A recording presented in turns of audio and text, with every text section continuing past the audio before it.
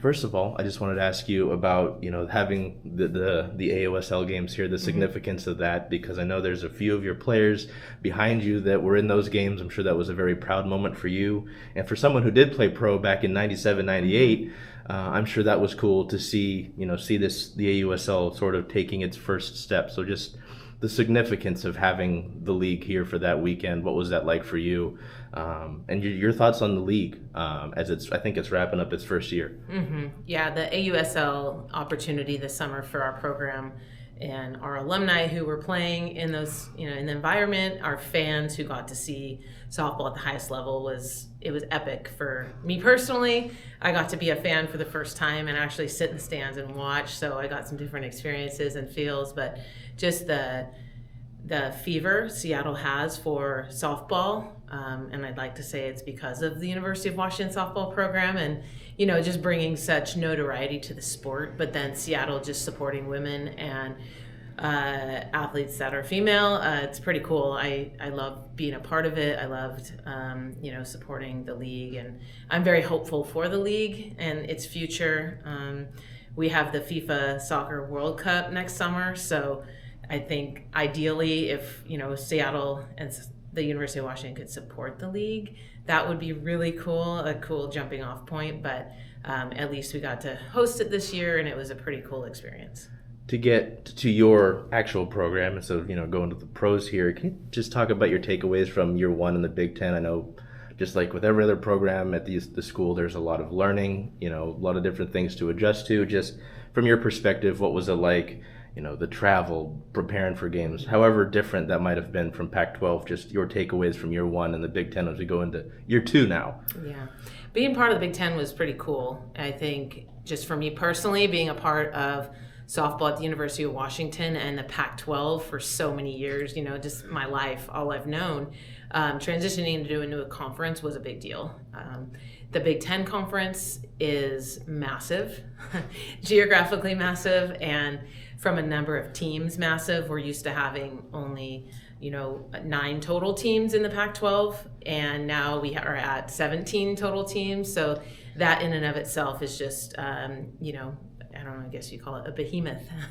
So for us, traveling, you can't travel all of those in our league and how we play our games. Other sports, maybe volleyball and basketball, they play everybody. But for us, we're probably more like football, where we only play a sampling of the league. So that's a little different. In the Pac-12, we played everybody. So for us, we are learning to play a partial schedule within the league. We have 8 total series, 3-game series moving forward now. We didn't have that this year. We had a couple 2-game series, which didn't quite make sense, but now we're into more of a 3-game series situation. So we're just looking forward to being a part of such a big conference, meaning big in every way, figuratively and literally, and just trying to help softball continue to grow and prosper within the league. One of the other changing thing, talk about, the change of the Big Ten is, year by year, folks, it's pretty cool to say that, you've got the option to, I know there were other options previously, but, you've got the option for your players to go pro in the AUSL now, is new faces. Can you tell me a little bit about, the new faces coming into your program this year and maybe what to know about them?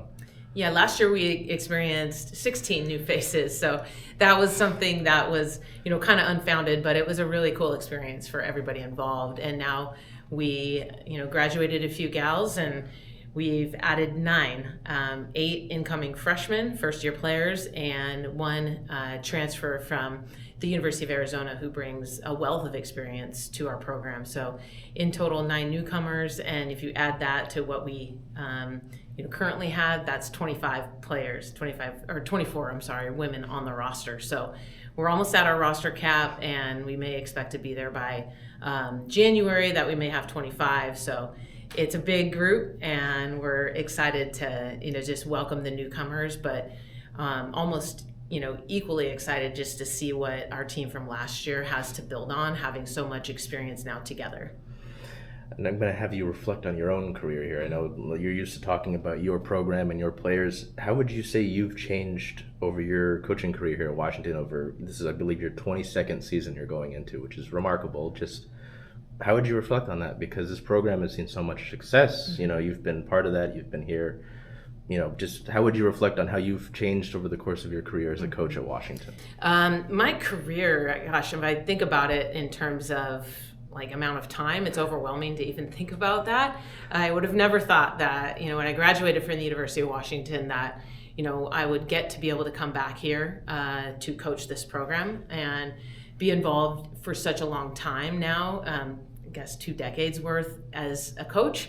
And it's just an incredible opportunity every single day. You kind of wake up thinking, like I won the lottery, or I get to do the best thing in the world is impact our region, our sport, the women who come here, and just trying to do it better than it's ever been done every single year. It's pretty awesome opportunity. So we're on into, I don't know what year it is. I can't quite count, but you have to do the math. But it's just a joy to be able to be a part of this program.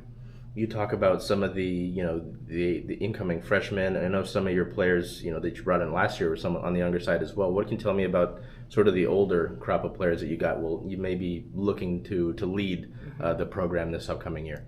Yeah, I think this is going to be a year of leadership growth for our women. I think the players that remained from the 2024 season to last year's season, we asked a lot of them. There were 4, and specifically speaking, Giselle Alvarez, Jaden Glab, and Jean Gardner, they're the ones that have the most experience in the program still.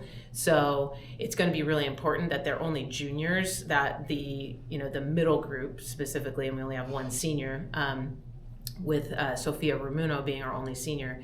We're going to ask the sophomore class to be a big part of leadership. And so I think that's exciting because they're very capable in the amount of at-bats even they have, and cumulatively they've played a lot of games.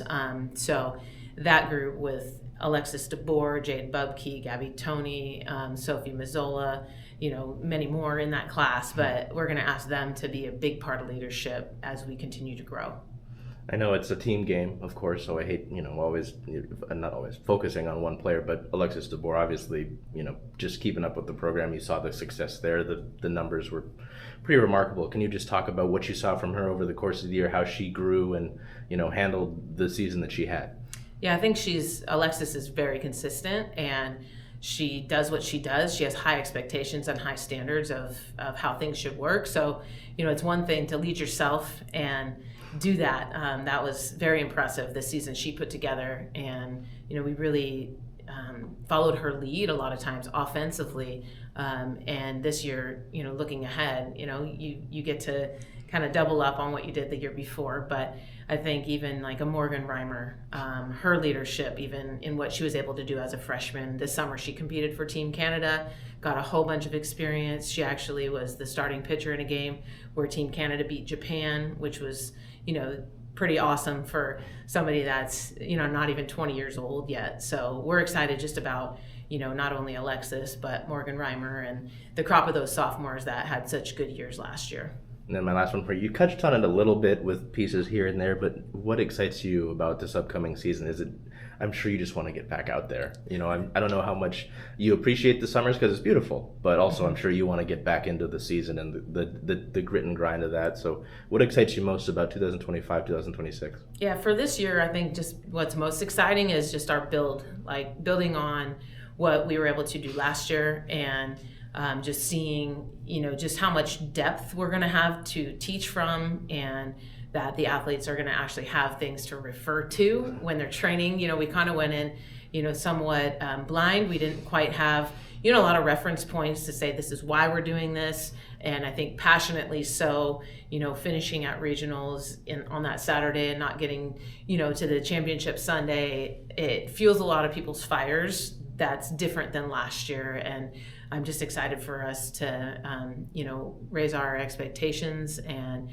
try to get back to the College World Series. It's our goal, and can't wait to get started here in a couple weeks. Hey, Charles. Hey, Jen. Hey, how about them Huskies?